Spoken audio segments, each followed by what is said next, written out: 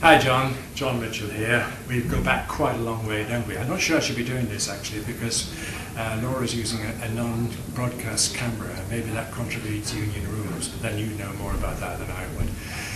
I don't know why you're retiring. You're too young, for goodness sake. I mean, what are you going to do with yourself? People said that to me actually when I retired, and I have to say you'll find that you probably are working harder in retirement than when you actually are working.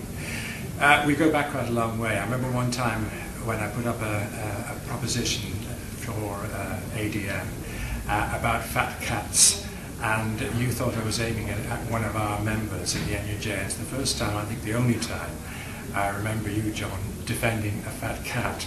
In fact, I wasn't. I was just talking about people like Charles Allen and so on, but you were worried that Clive Jones might take offence to that and resign his membership from the NUJ. Well, I don't think he has resigned, but I wonder what you're doing. Are you going to be continuing to be associated with the union? I hope you do, John, but enjoy your retirement, and we look forward to seeing you and working with you in retirement. Cheers.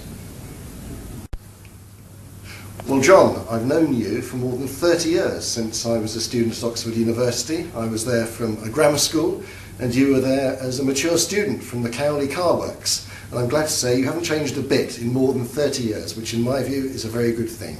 You've always been a very, very staunch trade unionist. You've served our members extremely well at the National Union of Journalists, and I wish you all the best in your retirement. John, since I've been involved with the NUJ at a national level, I've valued many things about you, your friendship most of all, but your integrity, your common sense, and you've never been afraid at any particular meeting to stand up and slap a few people about who are perhaps getting a little bit out of control, and I've always admired that as well.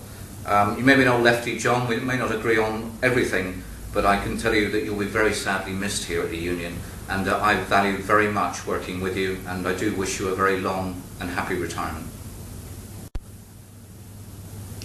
Well, Mr. Fray, what can I say? You're an inspiration, you're a magical man. It's time to go. But you will be missed. Good luck and enjoy your time off work. Hopefully see you soon at another meeting.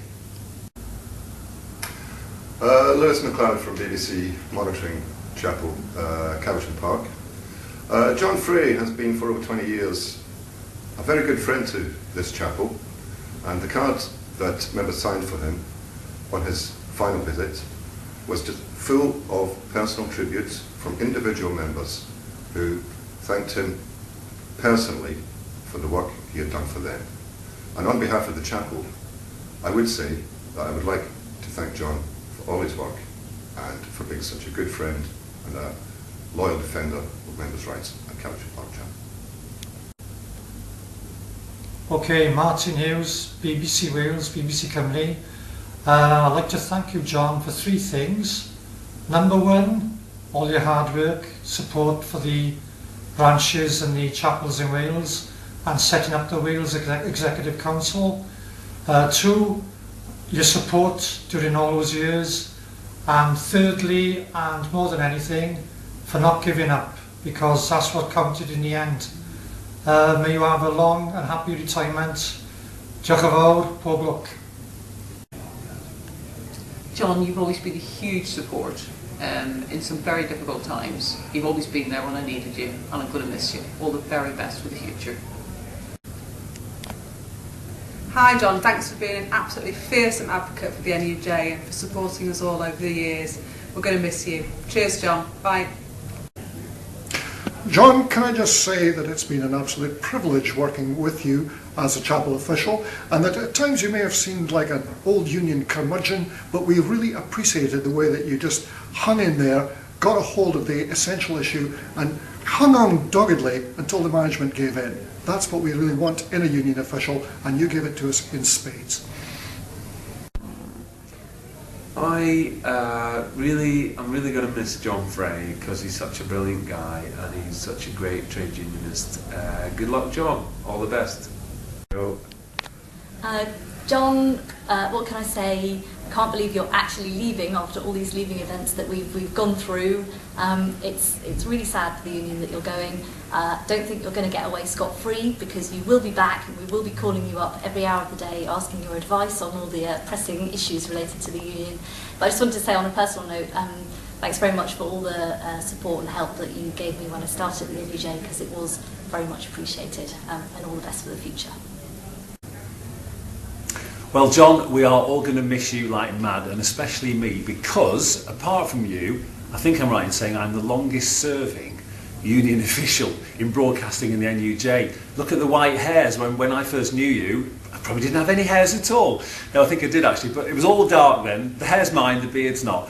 We're going to miss you like mad, and if I'm not walking into the meetings here at Headland House and seeing your smiley face and thinking, you know, there's a long-time ally, then life's not going to be the same. We wish you all the very best. You've been a stalwart and a fantastic example of what unionism can achieve in the BBC, and you've been a great example to me, and I hope I can carry that on and fight the good fight. All the very best, John.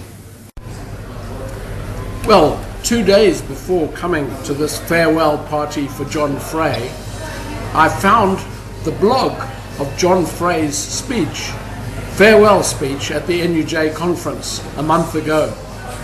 And I really enjoyed watching it. It was pure John Fray. Halfway through, he said, and I said I wasn't going to get emotional, but of course John did. And he was talking about Carol, his wife then. But it was John. He held himself together. He kept control. He was full of emotion, but he had it under control, and that's kind of my memory of John, really, right throughout all the time I've worked with him. A man of tremendous feeling and emotion and commitment, and that's what shone through in the speech. That's what really came through: commitment, enormous loyalty to the union, to individuals, to everyone he's worked with, and also to his ideals, and of course an enormous emotional commitment to them. So that was John, and that's the John I'll always remember. Okay. The thing I really remember about John is that he was an amazing negotiator. I've spent many nights with him at ACAS, negotiating with the BBC, and we'd see no way out. The BBC wouldn't see their way out, we wouldn't see out, and John would come up with some unthought of, off-the-wall solution that we'd all say, thank Christ somebody's found a solution. And John always did, and he did as much for the BBC as he did for the NUJ, in my opinion.